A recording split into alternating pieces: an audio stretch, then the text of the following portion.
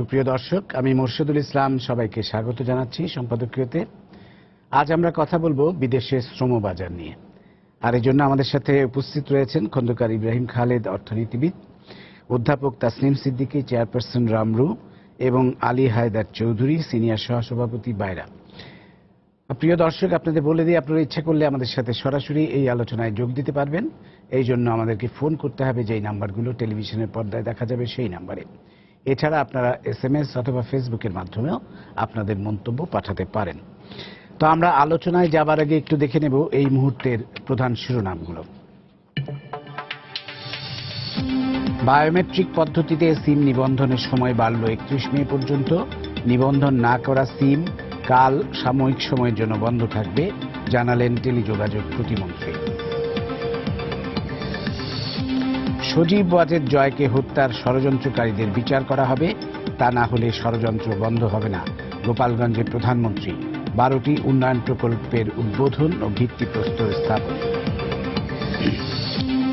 নিয়মতান্ত্রিক রাজনীতি ও আইনের স্বাভাবিক প্রক্রিয়া রুদ্ধ করে সরকারি জঙ্গিবাদ উত্থানের পথ তৈরি করে দিচ্ছে জাগপার কাউন্সিলে বেগম জিয়া।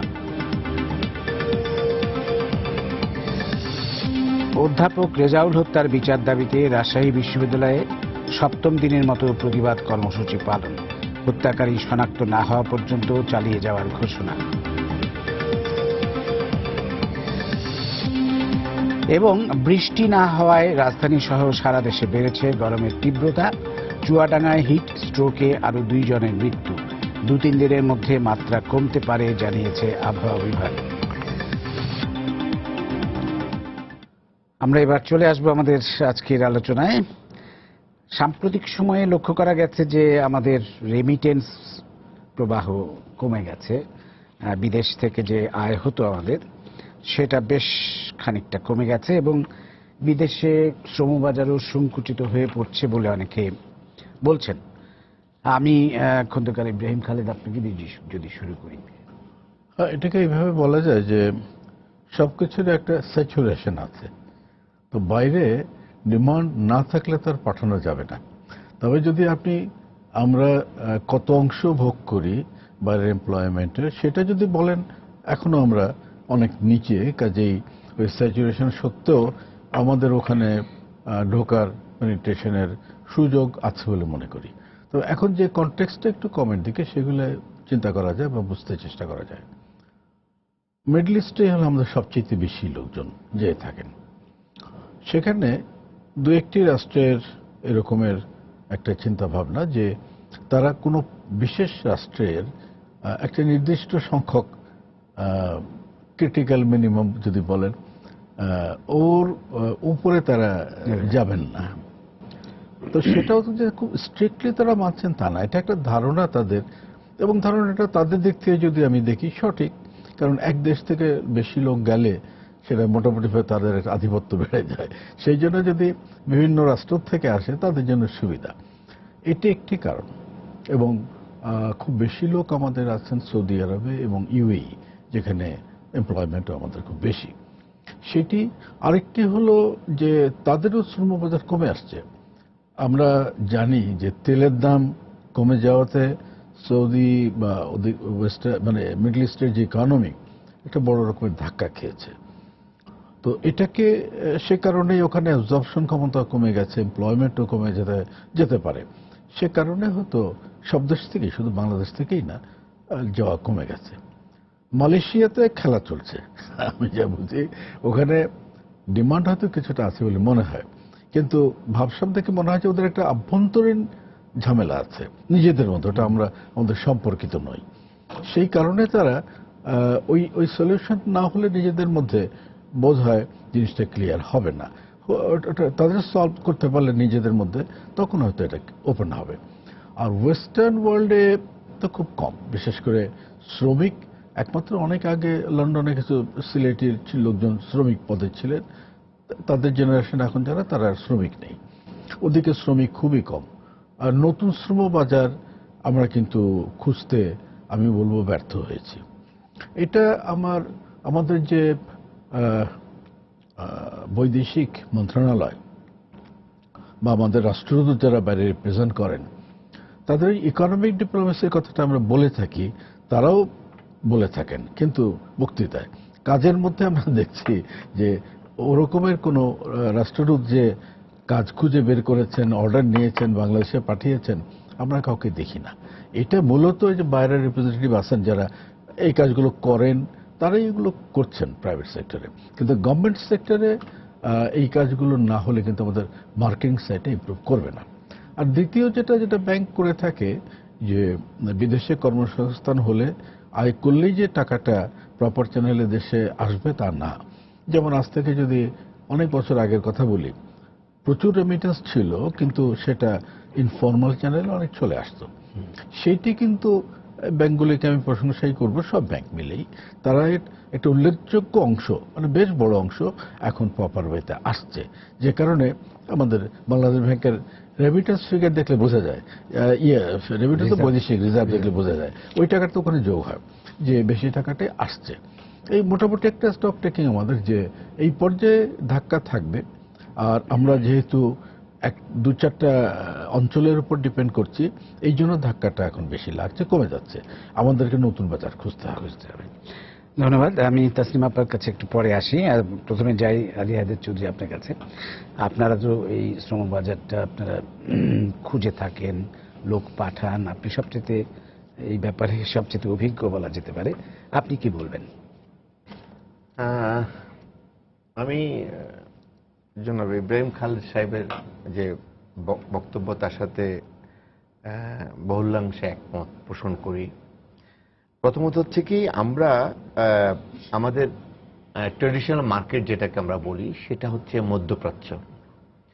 মধ্যপ্রাচ্যের বিকল্প মার্কেট তৈরি করার জন্য আমাদের কোনো প্রচেষ্টা ছিল না বললেই চলে, এবং আমরা বিকল্প মার্কেট তৈরি করতে পারিনি, অথবা আমাদের সাপ্লাই ক্যাপাসিটিটা সেটাকেও টার্গেট করতে পারিনি। আজকে উনি যথার্থই বলেছেন, আমাদের সবচেয়ে বড় মার্কেট হচ্ছে সৌদি আরব। তবে একটি জায়গায় আমি একটু সামান্য বিনয়ের সাথে দ্বিমত পোষণ করতেছি। এই জন্য সৌদি আরব কিন্তু তাদের যে মেগা প্রজেক্টগুলোর, এই তেলের দাম কমার পরেও মেগা প্রজেক্টগুলোতে কিন্তু বিদেশ থেকে লোক নিচ্ছে। এমন না যে সৌদি আরব বিদেশ থেকে লোক নেওয়া বন্ধ করে দিয়েছে। একমাত্র বাংলাদেশের ক্ষেত্রে এই নেওয়াটা, যেখানে আমরা বৎসরে আমাদের প্রায় 2 লক্ষ লোকের মোবিলাইজেশন হতো, সেখানে এখন আমাদের 10,000 লোক, 10 থেকে 15,000 লোকের মোবিলাইজেশন হচ্ছে। অর্থাৎ আমার পার্সেন্টেজ 4 থেকে 5 নেমে আসছে। ইউএইতে টোটালি বন্ধ, আমাদের গৃহকর্মীর কাজে যারা যায় তারাই যাচ্ছে। কাতারে আমাদের একটা মোবিলাইজেশন, কিছুটা ফ্লোটা বেড়েছে, তাও আমাদের যে আগের যে পরিমাণটা ছিল সেটা নাই। কুয়েতেও আমাদের কোনো খুব একটা ফ্লো নাই, এটা 1% মানে চলতেছে। তার মানে এটা কি, আমার মিডল ইস্ট ব্যাচের যে মুভমেন্টটা, আমার দেশের বাইরে যে 9.5 মিলিয়ন শ্রমিক যে কাজ করে, তার মধ্যে 9 মিলিয়ন আমরা মেজর আমরা ধরতে হবে। 9 মিলিয়ন শব্দটা বলা ঠিক হবে না, মেজর পোর্শনটা হচ্ছে আমাদের মধ্যপ্রাচ্যে। 2.5 মিলিয়ন বলে থাকি আমরা সৌদি আরবে, 1.5 মিলিয়ন ইউএইতে, এরকম মিডল ইস্ট ব্যাচে সবগুলো মিলে। আর এই বিষয়গুলোকে আমরা কিন্তু প্রপারলি অ্যাড্রেস করতে পেরেছি কিনা, এটা একটা প্রশ্নের সম্মুখীন রয়ে গেল। উনি একটা খুবই সুন্দর কথা বলেছেন যে অর্থনৈতিক কূটনীতি। আমাদের অনেক ক্ষেত্রে, আমাদের অনেক দেশের সাথে আমাদের যে অর্থনৈতিক কূটনীতি, ইকোনমিক ডিপ্লোমেসির কথা বলা হয়, সেখানে আমাদের আসলে স্বার্থ হচ্ছে আমাদের শ্রমিক যদি আমি পাঠাতে পারি। আমি এক্ষেত্রে মাননীয় প্রধানমন্ত্রীর একটা কথাই, উনি যেদিনই দায়িত্ব নিয়েছেন, যেদিনই নতুন দেশে গিয়েছেন, সেদিনই উনি ওখানকার অথরিটিকে অ্যাড্রেস করেছেন আমাদের দেশ থেকে শ্রমিক নেওয়ার ব্যাপারে। কিন্তু এই বিষয়গুলো ফলো আপ কোথায়? এই বিষয়গুলো তো ফলো আপ নাই। মালয়েশিয়ার ব্যাপারে যে জিনিসগুলো বলেছেন, যে কথা তথ্য উনি দিয়েছেন, এটা যথার্থই। মালয়েশিয়া ইটসেলফে ওনারা নিজেরও জানেন না কখন কি বলেন। আপনি সম্প্রতিগুলো ইনফরমেশনগুলো আপনি দেখেছেন, যে দেশ আপনি 18 তারিখে আমাদের দেশের সাথে চুক্তি করলো, 19 তারিখ সকালে তারা চুক্তিটা, মানে চুক্তি নয়, ফরেন ওয়ার্কার্স বন্ধ করলো। তারপরে আবার ঘোষণা আসলো তারা তাদের স্টাডি করতেছে যে তারা আমাদের দেশের ফরেন ওয়ার্কার কত দরকার।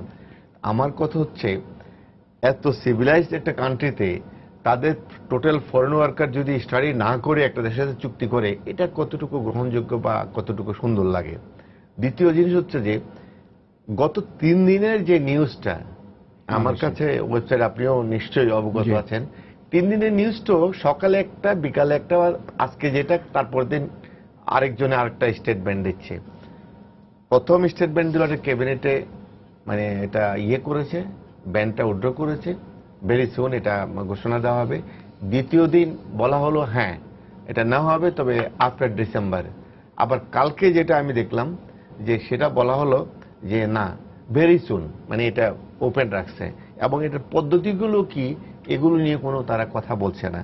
এবং ওদের দেশেও অর্থনৈতিক অবস্থা খুব একটা ভালো বলে মনে হয় না, এবং ভালো তো নয়, খারাপের দিকে যাচ্ছে। তবে সেখানে রাজনৈতিক অস্থিরতাও আছে, বাট তাদের দেশে প্রচুর ম্যানুফ্যাকচারিং এবং কনস্ট্রাকশন, প্ল্যান্টেশন, এগুলো প্রচুর চাহিদা আছে, এখনো চাহিদা আছে। এখন সার্বিক বিষয় হচ্ছে আমরা আমাদের সরকার এবং আমাকেও এর থেকে বাদ দেওয়ার কোনো সুযোগ নেই, কারণ এত বড় লার্জ একটা ইন্ডাস্ট্রিতে আমরা প্রতিনিধিত্ব করছি। আসলে আমরা কতটুকু কন্ট্রিবিউট করতে পেরেছি।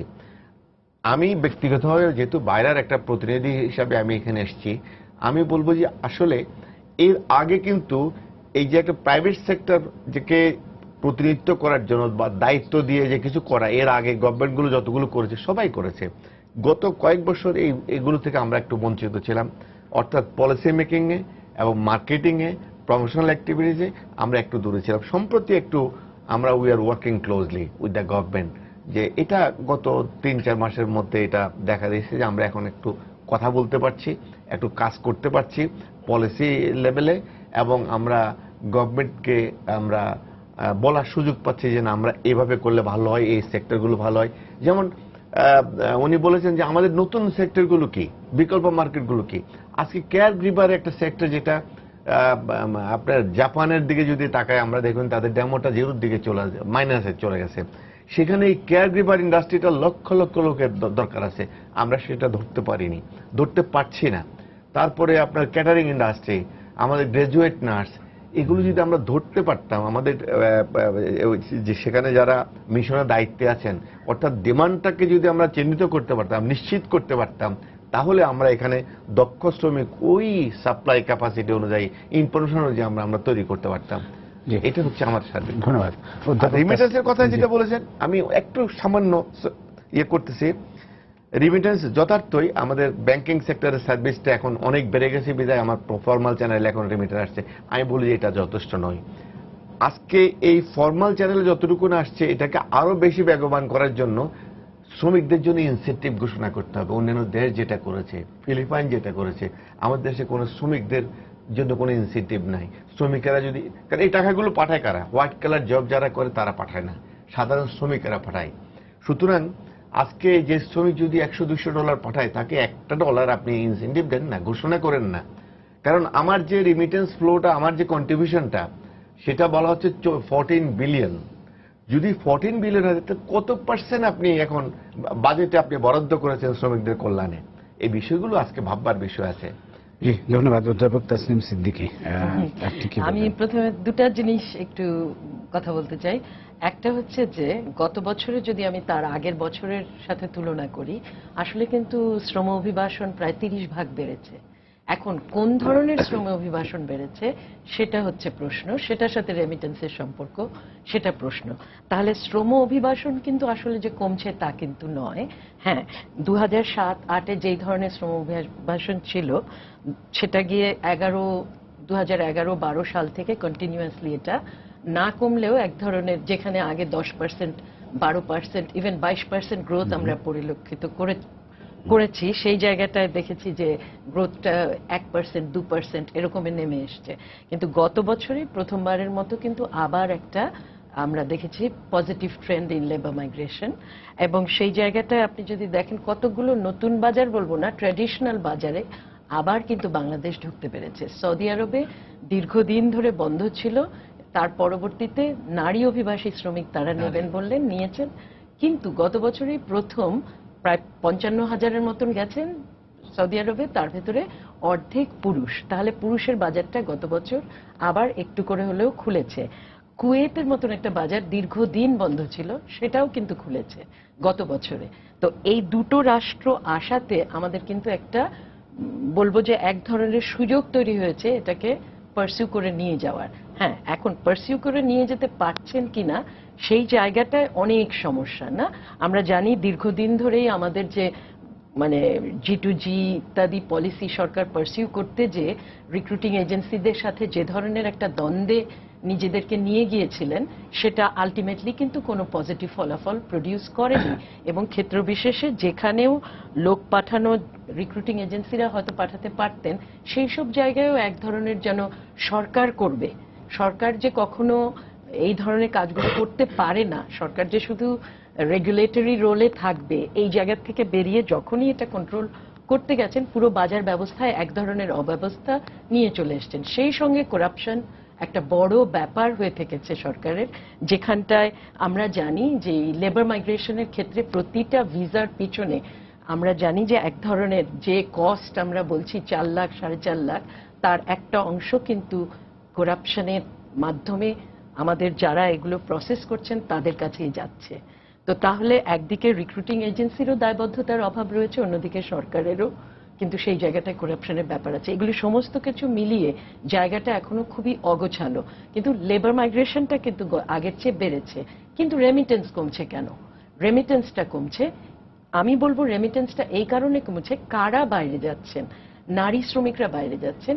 নারী শ্রমিকদের বেতন কিন্তু পুরুষ শ্রমিকদের চেয়ে অনেক কম। তো যার ফলে রেমিট করছেন, নারী শ্রমিক কিন্তু রেমিট করছেন তার আয়ের 90 ভাগ, পুরুষ শ্রমিক রেমিট করছেন তার আয়ের 50 ভাগ। তারপরও কিন্তু পুরুষের রেমিটেন্স নারীর রেমিটেন্সের ডাবল।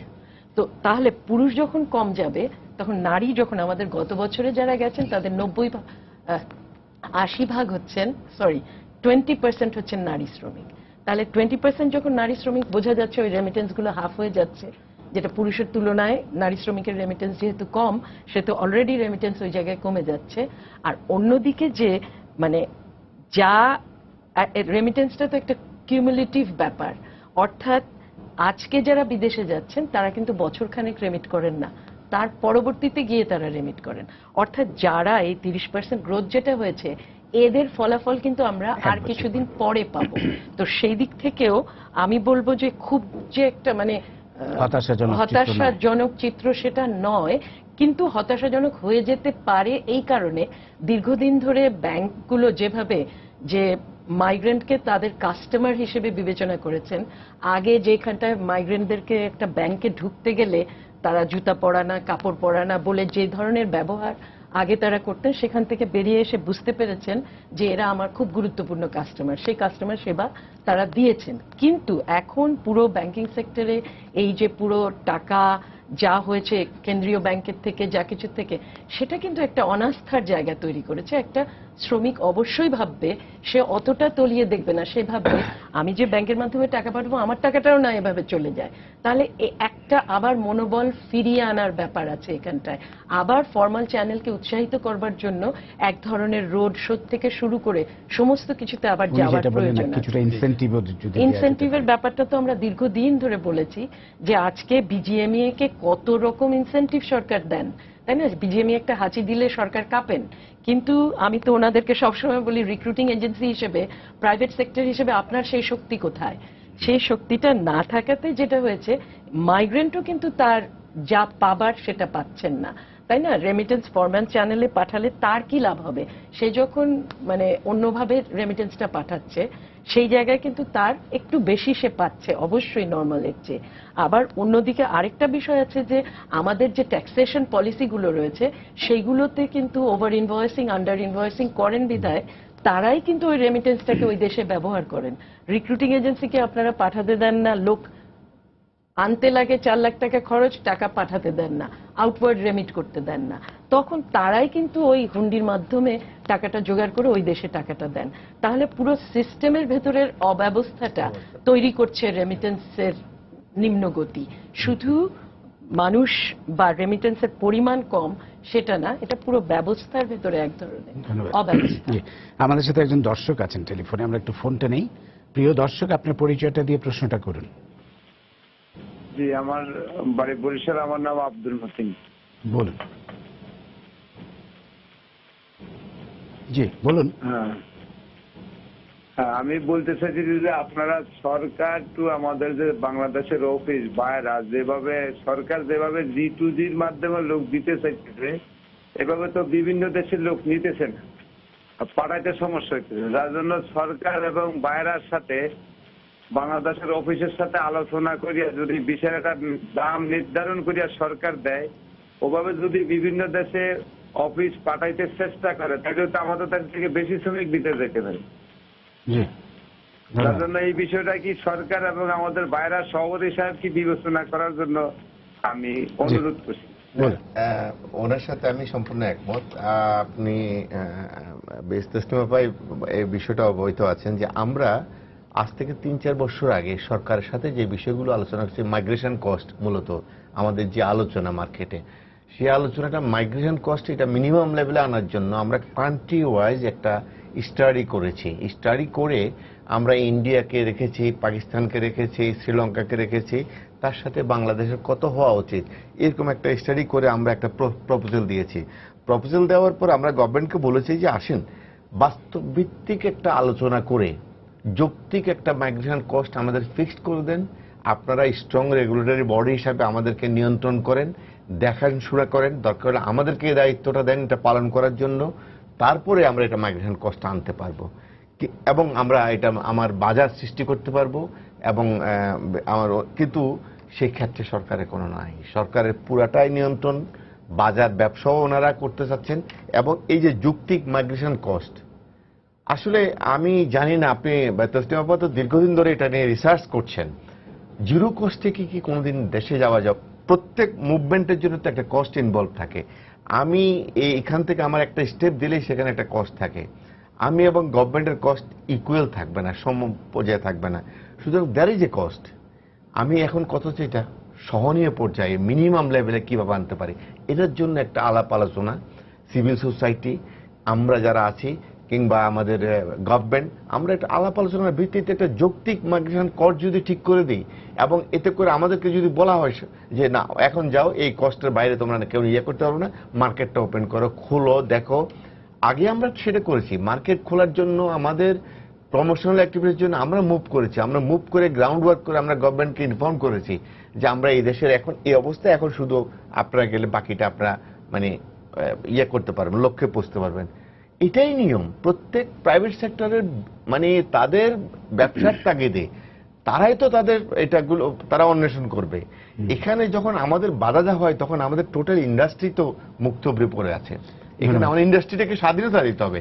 হেলদি ইন্ডাস্ট্রি না হলে তো আপনি সুযোগ পাবেন না কাজ করার। জি, খন্দকার ইব্রাহিম খালেদ, একটি বিষয় আপনার কাছে আসতে চাই, সেটা হচ্ছে যে বলা হয়ে থাকে যে রেমিটেন্স কম আসার আরেকটি কারণ হচ্ছে যে আমাদের যারা যাচ্ছে তারা ম্যাক্সিমামই হচ্ছে অদক্ষ শ্রমিক এবং তাদের বেতন খুবই কম। যদি আমরা দক্ষ শ্রমিক পাঠাতে পারতাম, উনি যেটা একটু আগে বলছিলেন যে নার্সিং পেশা বা আরো অন্যান্য কিছু পেশা আছে যেগুলোতে আমরা ইচ্ছে করলে পাঠাতে পারি, কিন্তু সেগুলো ধরা যাচ্ছে না। তো দক্ষ শ্রমিক আমরা কিভাবে আরো বেশি করে পাঠাতে পারি? হ্যাঁ, উপরের বেতন যেগুলো সে তো আছেই, যেটা আমরা ঢুকতে পারছি না খুব একটা। এমনকি যারা যে কাজগুলো করছেন ছোটখাটো সাধারণ কাজ, লেবারের কাজ যেটা, সেখানে আমি সৌদি আরবেই মধ্যে দেখেছিলাম যে ফিলিপিনো যে বেতন পাচ্ছে একই কাজ করে, বাঙালি তার প্রায় অর্ধেক পাচ্ছে। কারণটা হলো যে ও বাঙালিটা কথাও বলতে পারে না, ইংরেজিটি তো মোটেই না, আর ফিলিপিনো ওখানে গিয়ে কমিউনিকেট করতে পারছে এবং অপেক্ষাকৃত স্মার্ট যদি বলি, যে ওখানে মিলেমিশে চলতে পারছে। এই একটা কারণে তো এর জন্য যে দক্ষতার দরকার, এটা শুধু যে ওই কাজ করার দক্ষতা তা না, আমি বলবো এটা সোশ্যাল স্কিল যেটা, এইটা দরকার। তো সেটার জন্য আপনাকে থামাই, আমাদের সাথে একজন কাতার থেকে একজন ফোন আচ্ছা, করেছেন, আমরা ফোনটা নিয়ে নিই। প্রিয় দর্শক, আপনার পরিচয়টা দিয়ে প্রশ্নটা করুন। হ্যালো, আসসালামু আলাইকুম। ওয়ালাইকুম আসসালাম, বলুন। জি, আমি কাতার থেকে বলছি, আমার নাম বাচ্চু মিয়া। বলুন। আমি বলছিলাম যে এই নারী শ্রমিক যে বাইরে পাঠাচ্ছে, যেমন কাতার, সৌদি আরবে, আমি যতটুকু জানি কাতার সৌদি আরবের কথাই বলছি। আমি কাতারে আছি আজকে বিগত প্রায় 25 বছর। কাতারের মধ্যে নারী শ্রমিকরা বিভিন্নভাবে নির্যাতন হচ্ছে বিভিন্ন জায়গায়, এবং তারা ঠিকমতো তাদের চাহিদা করতে পারছে না। তারা কোথায় যাবে? মেয়ে মানুষ তো কারো আশ্রয় নিতে পারে না। জি জি। তারা, আমি জানি যতটুকু, তারা খুব কষ্টে আছে। এখন এটা যদি একটু তথ্য নিয়ে দেশে বাইরে পাঠাইতো, তারা কিভাবে কাজ করবে, কিভাবে কোথায় যাবে, কি ধন্যবাদ। ইয়ে থাকবে, এখন তাদেরকে কে দেখবে? এখানে বাইরে পাঠানোর পরে তাদের ভালো একটা ইয়েতে ঘরের চাকরির কথা, এই কথা সেই কথা বলে আনে। অনেকে ঘর থেকে পালাইয়ে গেলে বিভিন্ন জায়গায় লাঞ্ছিত হয়, বিভিন্ন ভাবে কষ্ট পায়, বুঝেন না? বিদেশে বাড়ি কে কার দিকে তাকায়? আমি বলছিলাম ধন্যবাদ। আমরা এই বিষয়টা নিয়ে আসবো। আমি আসলে এই বিষয়টা নিয়ে একটু পরেই আসতে চাচ্ছিলাম তাসনিম আপার কাছে। আসবো আগে আপনি। হ্যাঁ, আমরা যেটা বলছিলাম যে এই ব্যাপারটা সোশ্যাল স্কিলটা দেওয়াটা খুব কঠিন ব্যাপার না, এবং এইটি সরকার যদি কস্ট মিনিমাইজ করতে চায় তো এই কাজটা সরকারই করুক। সরকার মার্কেটিং খুব ভালো করতে পারে না, ব্যবসা বোঝে না। সরকার পৃথিবীর কোথাও ব্যবসা করেন না সেটা বলবো না, করে কিন্তু খুব এফিশিয়েন্টলি করে না, মানে প্রাইভেট সেক্টরের সঙ্গে। কিন্তু এই কাজগুলো যে শিক্ষা প্রশিক্ষণ দেওয়া, এটা তো তারা করতেই পারে। এবং আমি যতদূর জানি এরকম একটা প্রস্তাব, একটা প্রজেক্ট বোধহয় এসছে, কোথার থেকে ঠিক বলতে পারবো না, কারণ একজন সেক্রেটারির মধ্যে আমাকে আলাপ করছিলেন যে এরকম একটা প্রজেক্ট আসছে, এখানে শ্রমিকদেরকে প্রশিক্ষিত করে বাইরে পাঠানোর জন্য। কারা করবেন আমি ঠিক বলতে পারছি না, কারণ খুব ডিটেল আমি জানি না। তো সেখানে একটু ইংরেজি, মানে ইংরেজি বলতে ইংরেজি ভাষা শেখানো না, কমিউনিকেট করতে পারে। তারপরে বিভিন্ন যে দেশে যাবে সেখানকার সোশ্যাল কালচার, ওঠা বসা, এগুলো একটু শেখানো। আর প্লাস তার সঙ্গে যে কাজে যাবে, মানে ওয়ার্ক স্পেসিফিক স্কিল, যেমন যে ড্রাইভার হবে তার ড্রাইভিংটা, তারপরে যে নাকি আপনার বিল্ডিং তৈরি করবে শ্রমিক, ওই কাজগুলো, অর্থাৎ যার যে কাজ জব স্পেসিফিক কিছু সামান্য কিছু স্কিল, এইটুকুন দিলে আমি মনে করি প্রায় দ্বিগুণ বেতন পেতে পারবে। এটি একটি। আর আপনি যেটা বলছিলেন যে আরো কিছু কাজ আছে যেগুলোর বেতনই বেশি ওয়ার্কারের চাইতে, সেই জবগুলোর মধ্যে আমরা ঢুকতে পারিনি। সেখানকার ঢুকতে হলে আমাদের আরো একটু মানে কম্পিটেন্স লেভেল, স্কিল লেভেলটা আরো একটু হাই করতে হবে। আচ্ছা, আরেকটি কথা যেটা নাকি এখান থেকে এসেছিল যে বাংলাদেশ ব্যাংকের রিসেন্টলি যে টাকা খোয়া গেল, এর জন্য কোন রকমের সংকট দেখা দেবে কিনা, এটা আমি মনে করি একেবারেই না। তার কারণ হলো এটা টাকার অঙ্ক খুবই সামান্য, এর চাইতে অনেক বড় লোকসান হয়ে গেছে হলমার্ক এবং বেসিকে, অনেক বেশি, মানে ৩-৪ গুণ বেশি, ১ নম্বর। ২ নম্বর হলো এই টাকাটা অর্থমন্ত্রী যাই বলুন না কেন, আমি নিজের দায়িত্বেই বলছি, every penny will come back, প্রত্যেকটা এই পুরো টাকাই ফিরে আসবে। যদি অর্থমন্ত্রী অন্য কথা বলছেন, উনি না জেনে বলছেন, আমি বলবো। তো তার কারণ হলো, আমি কেন একটু বলি যে রিজার্ভ ব্যাংকে আমাদের এখান থেকে বলা হয়েছিল এই টাকাটা তোমরা ডিসবার্স করো না, কারণ এটা আমাদের ইয়ে না। তার 2 দিন পরে সে টাকা ডিসবার্স হয়েছে, কাজে এটা আইনে গেলেই পাবো, যদি না পাই ধরেন। সেকেন্ড হলো আমাদের ফেড ব্যাংকে তো ওখানেও আমরা না বলেছি, এবং না বলার পরে 30টা আটকে দিয়েছে, 4টা ভুল করে দিয়েছে। কাজে আমাদের টাকা নিয়ে সমস্যাটা অন্য জায়গায়। এনিওয়ে, সেটা আমরা যাচ্ছি না। তো আমরা বলছি যে যেখানে হলমার্ক বেসিকের মতন জায়গায় ওই টাকা যাওয়ার পরে অর্থমন্ত্রী বলেছেন যে এগুলো টাকা হলো নাকি, সংকটটা ওখানে, পলিটিক্যালি তাদেরকে কারেক্টেড হতে হবে, এটা সমস্যা না। এনিওয়ে, তো যেটা বলছিলাম যে এটা তেমন কোনো সমস্যার সৃষ্টি করবে না।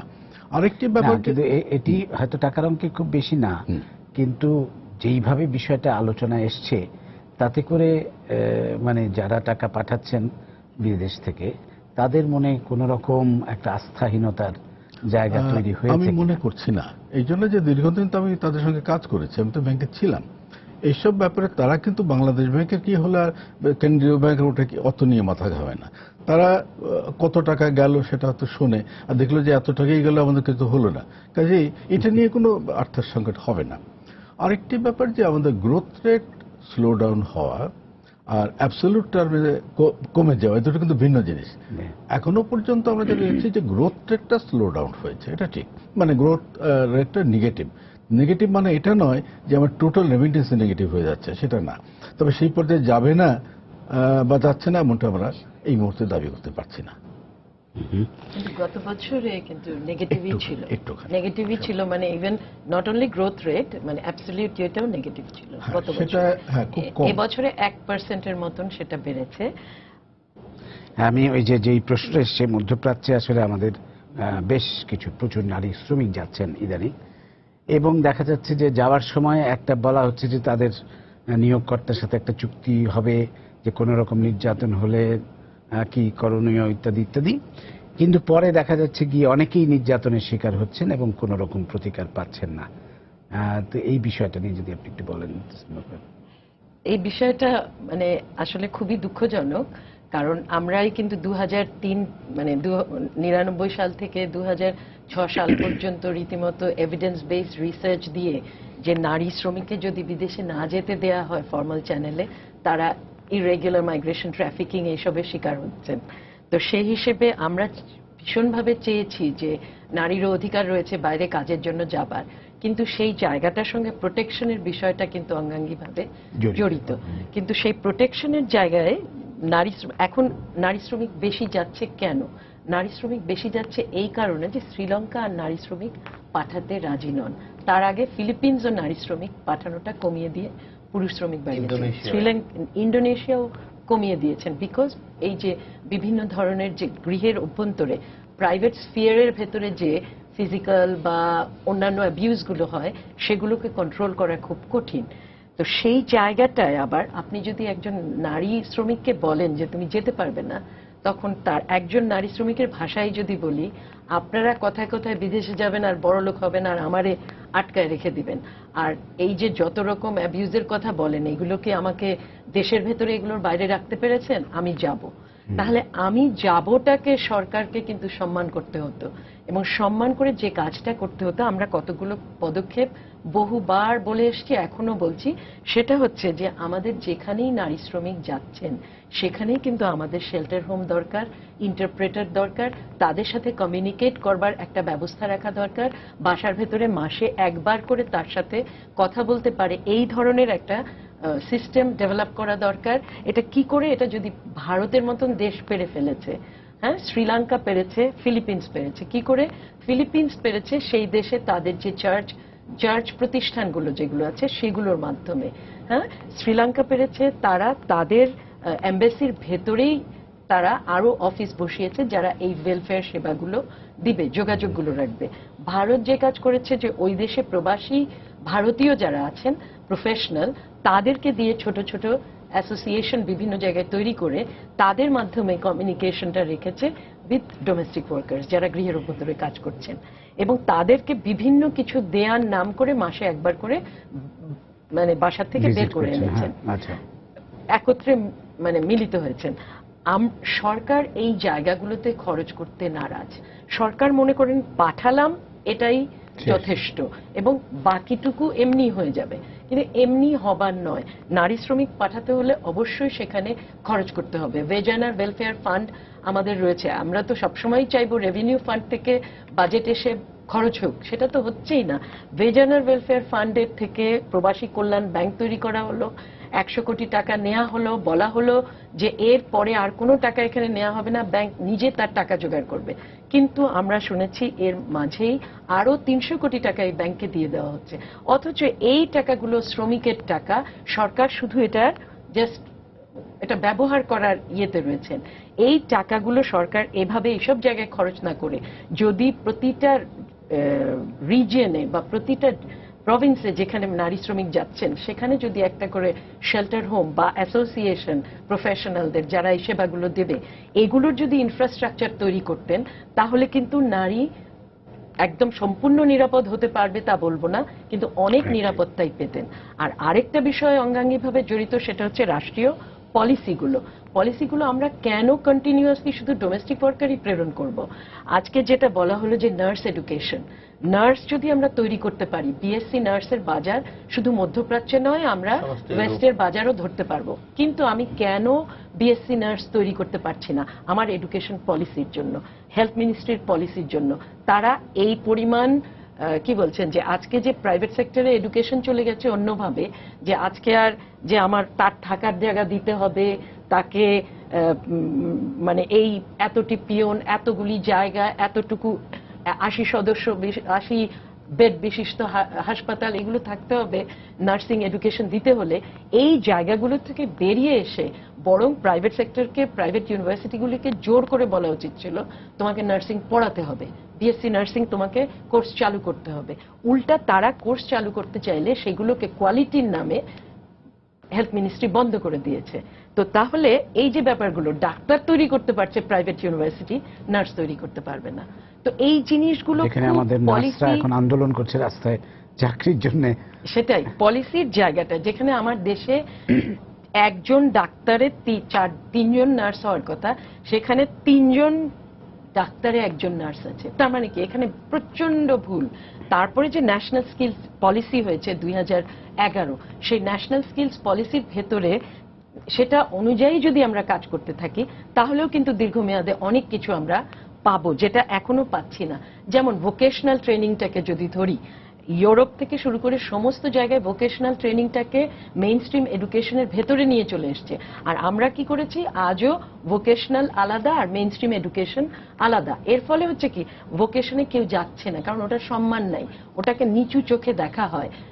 অথচ যদি আমার মেইন স্ট্রিম এডুকেশনের ভেতরে এটা থাকতো, তাহলে কিন্তু ওই কার্পেন্ট্রি বলেন, ওই মানে মেশিন পাইপ ফিটিং থেকে শুরু করে সমস্ত কিছু মেইন স্ট্রিম এডুকেশন থেকে যারা ঝরে পড়তেন ম্যাট্রিকের পরে, তারা বিদেশ যেতে পারতেন। এবং ফিলিপিন্স বা শ্রীলঙ্কার লেবারের সাথে আমার তফাৎটা ওই জায়গাটায়, কারণ আমার যে পড়ালেখা করে স্কিল দিচ্ছি, সেই স্কিলটা ফিল্ডে কোনো প্রয়োজন নাই। অথচ আমরা ভোকেশনালকে মেইন স্ট্রিম এডুকেশনে আনছি না। এই কাজগুলো না করলে ওই নারী নিগৃহীতই হবে, নারীর যাওয়া বন্ধ করলে নারী পাচার হবে। তো সুতরাং জায়গাটা অন্য জায়গায়, পুরোই পলিসির জায়গা। আমাদের সাথে সৌদি আরব থেকে আরেকজন ফোনে আছেন, আমরা ফোনটা নেই। প্রিয় দর্শক, আপনার পরিচয়টা দিয়ে প্রশ্নটা করুন। আসসালামু আলাইকুম। ওয়ালাইকুম আসসালাম। আমি সৌদি আরব থেকে কল করছি, মক্কা থেকে আর কি। জি বলেন। তো আগে তো আমরা যে কোনো ট্রাভেলস এর মাধ্যমে ভিসা পাঠাইলে ভিসাটাও কালা করলে আর কি আমরা লোক নিয়ে আসতে পারতাম। এখন কিন্তু এই সিস্টেমটা নাই, আমরা নিয়ে আসতে পারতেছি না। এটা শুধু সৌদি আরবে শুধু একটা অফিসারের দাম্মাম। আমি থাকি মক্কায়, আজকে প্রায় 23 বছর যাবত এখানে থাকি। তো আমরা মক্কায় অনেক ট্রাভেলসে ভিসাটা কালা করলে আমরা লোক নিয়ে আসতে পারতাম, টাকা নিয়ে আসতে পারতাম এবং ভালো ভালো জায়গায় পুশ করতে পারতাম। এমন আমরা তো ড্রাইভার, যে কোনো বাসায় ওই বাসায় ভালো কি মন্দ আমরা সেট করতে পারতাম লোকগুলা। এখন সেই সিস্টেমটা নাই, করতে পারতেছে না। এটা সরাসরি সরকারের হাতে ন্যস্ত হয়ে গেছে, সরকার নিয়ে করে। এখন এগুলি কি, এটা যদি উন্মুক্ত করা হতো, যে কোনো লোক ভিসা পাঠাইলে আবার লোকটা নিয়ে আসতে পারতো, তাহলে ধন্যবাদ, বোঝা গেছে আপনার প্রশ্নটা, আপনি উত্তরটা দেবেন। আগে আসলেই আমরা যেটা দেখেছি যে আগে কিন্তু প্রচুর লোক বাইরে থেকে ভিসা দিয়ে নিয়ে যেত লোকদেরকে, তাদের আত্মীয় স্বজন অনেক, সেটা এখন মনে হয় বন্ধ হয়ে গেছে। জি। হ্যাঁ। আসলে কি কমেছে? এখনো তো 80% ইন্ডিভিজুয়াল যাচ্ছে, ইন্ডিভিজুয়ালি যাচ্ছে। মানে 80% না, এখানে সিস্টেম অফ ইন্ডিভিজুয়াল শব্দটা হচ্ছে কি, 80% আমরা যে অঙ্কের তত্ত্বে দেখি, যেমন আপনি কাতারে কিংবা আপনার আগে যেরকম ইউএইতে, ওখানকার ভিসাগুলো ব্লক ভিসা ইস্যু হয় না। যেমন সৌদি আরবে এটা গ্রুপ ভিসা ইস্যু হয়।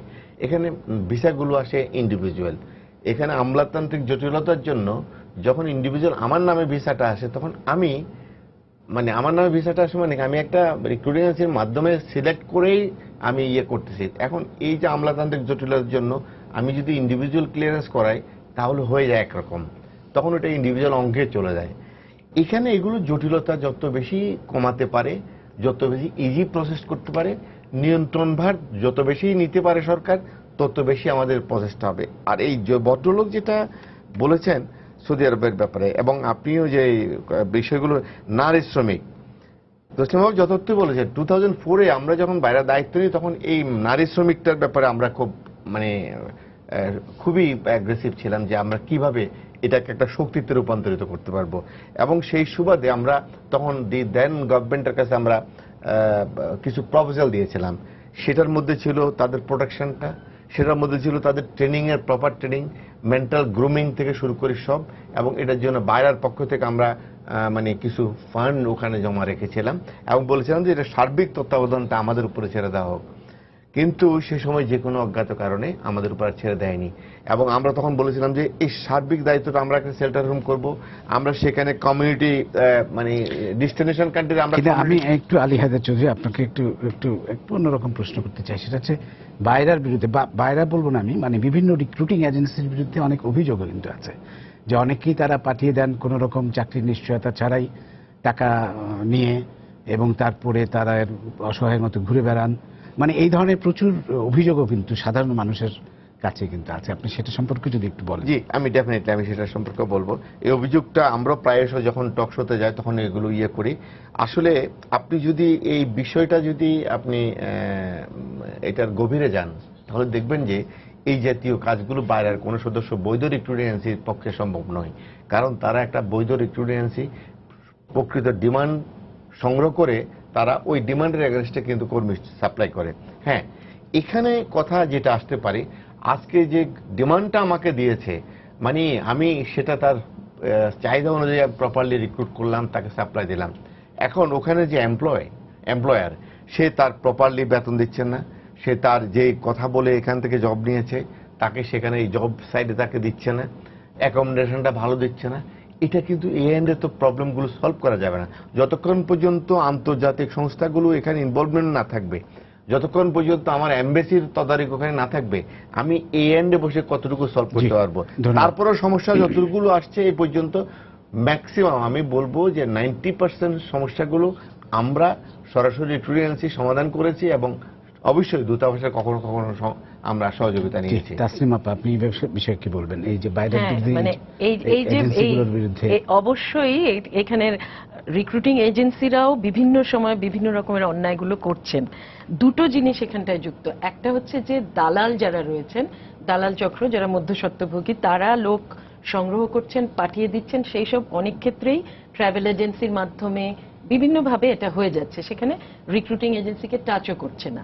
হ্যাঁ, এটা একটা দিক, এটা সত্য। কিন্তু at the same time recruiting এজেন্সিদের অনেকেই কিন্তু যেহেতু সেখানে এক নিয়ন্ত্রণ, যে কোড অফ এথিক্স বলেন, যা কিছু বলেন, সেটা কিন্তু বাইরে সেই ধরনের শক্তিশালী প্রতিষ্ঠান হিসেবে নিজেকে দাঁড় করাতে পারেনি, যার ফলে এর ভেতরের অনেক সদস্যই কিন্তু অনেক রকম অন্যায়গুলো করছেন। যেরকম আমার নিজের কাছেই একটা উদাহরণ আছে যে এখন সুদান দিয়ে ইরেগুলার মাইগ্রেশন যেটা হচ্ছে, এখন সুদান দিয়ে পাঠানো হচ্ছে লিবিয়াতে, লিবিয়া হয়ে তারা যাবেন, মূল ইচ্ছা হচ্ছে যাবার ইউরোপে।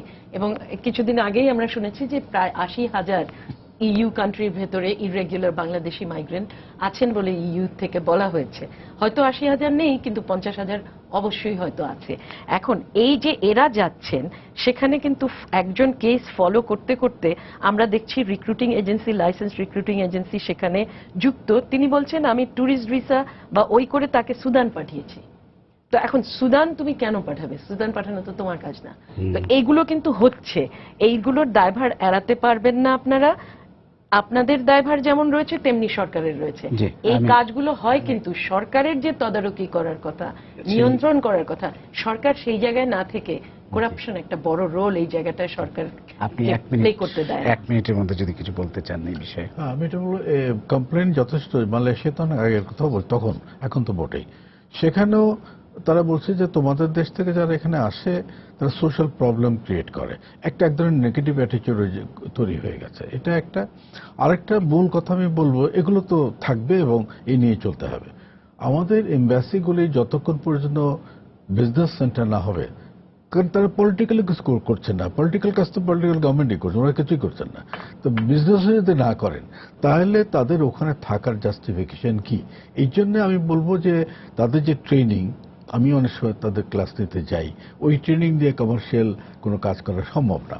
সেই জন্য আমি মনে করি বিজনেসম্যানদের অনেকে আছেন যে বিজনেস করতেন, বয়স টয়স হয়ে গেছে, অথবা বিজনেস করতেন খুব ভালো করছেন না, একটু ঘুরে আসতে চান, ওদেরকে কমার্শিয়াল অ্যাটাচি বলেন বা এর দিয়ে ওখানে রাখা হচ্ছে প্রত্যেক মেইন এম্বাসিগুলিতে। তাদের কাজই হবে ওখানে ওই ইকোনমিক ডিপ্লোমেসি করা। এটা করে দেখা যেতে পারে। জি, ধন্যবাদ। আমাদের সময় শেষ। আসলে একটা ছবি দেখেছিলাম, প্রামাণ্য চিত্র, আপনারা দেখে থাকতে পারেন। তাসনিম আপা হয়তো দেখেছেন, ইয়াসমিন কবিরের সেই পরবাসী মন আমার। মালয়েশিয়ায় প্রবাসী একজন শ্রমিক, তার মৃত্যু হলো এবং তার কথাগুলো সে একটা অডিও টেপে রেকর্ড করে তার মাকে পাঠাতো। সেটা দিয়ে একটা চমৎকার ছবি, হৃদয়গ্রাহী ছবি। তো সেটা দেখে আমাদের সেই পরবাসী যে শ্রমিক, তাদের সম্পর্কে মনটা উতলা হয়ে ওঠে। তা আমরা আশা করব যে আমাদের শ্রমবাজার বাড়বে, কিন্তু এই ধরনের শ্রমিকরা আর বিদেশে গিয়ে দুঃখজনকভাবে মৃত্যুবরণ করবেন না বা অসহায়ত্বের শিকার হবেন না, এই আশাবাদ ব্যক্ত করে আপনাদেরকে ধন্যবাদ জানিয়ে শেষ করছি আজকের সম্পাদকীয়। প্রিয় দর্শক, সবাইকে শুভেচ্ছা। আগামীকাল আবারও দেখা হবে রাত 10টায়। দেখার আমন্ত্রণ রইল। শুভরাত্রি।